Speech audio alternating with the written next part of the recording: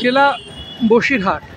আর এই বসিরহাট বিরাটভাবে বিখ্যাত তার জমিদার বাড়ি আর তার পুরাতত্ত্ব চন্দ্রকেতুগড়ের জন্য। গায়ে কাঁটা দেয় এই চন্দ্রকেতুগড়। তাকে নিয়ে একটা আগে ভিডিও করেছিলাম, আবারও করব, যে এত সুপ্রাচীন, যে প্রাক মৌর্য যুগ, গুপ্ত যুগ, পাল যুগ সবাই আয়ত্ত করেছিল। কিন্তু এই যে একটা বিরাট বিশালাকার গেট দেখছেন রাস্তার ধারে, এটা বসিরহাট 2 ধান্যগড়িয়ার মধ্যে পড়ে। এটা গায়েনদের জমিদার বাড়ির একটা, সেই সময় ব্রিটিশদের নিয়ে আমোদ প্রমোদের জায়গা ছিল। খুব সহজভাবে বলতে গেলে, জমিদার মহেন্দ্রলাল গায়েন তার বিরাট পাটের ব্যবসা ছিল, এবং সেই পাটের ব্যবসা থেকেই তিনি প্রভূত অর্থ লাভ করেন।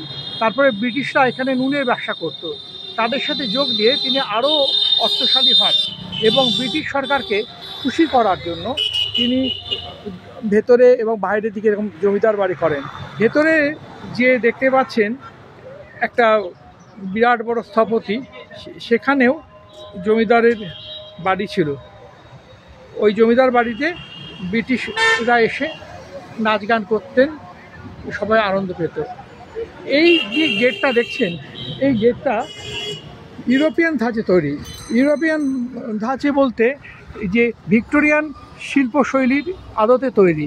এখানে দেখবেন, দেখা যাচ্ছে একজন সাহেব খালি হাতে একটা সিংহকে বধ করছে, এবং চারদিকে দেখুন গেটের মতন জানলার মতন রয়েছে। এটা হচ্ছে পাহারাদাররা এর ভেতর দিয়ে দেখতে, ভেতরে সিঁড়ি আছে, আমি উঠেছিলাম একবার। এই হচ্ছে, আর কতদিন থাকবে আমি বলতে পারছি না, যে অবস্থা দেখতে পাচ্ছি। কিন্তু বসিরহাটের অন্যতম একটা অসাধারণ, বসিরহাট 2 এর ধান্যগড়িয়ার একটা অসাধারণ শিল্প নিদর্শন এই মহেন্দ্রলাল গায়েনের প্রতিষ্ঠিত এই আমোদ প্রমোদের জমিদার বাড়ির ফটক বা গেট।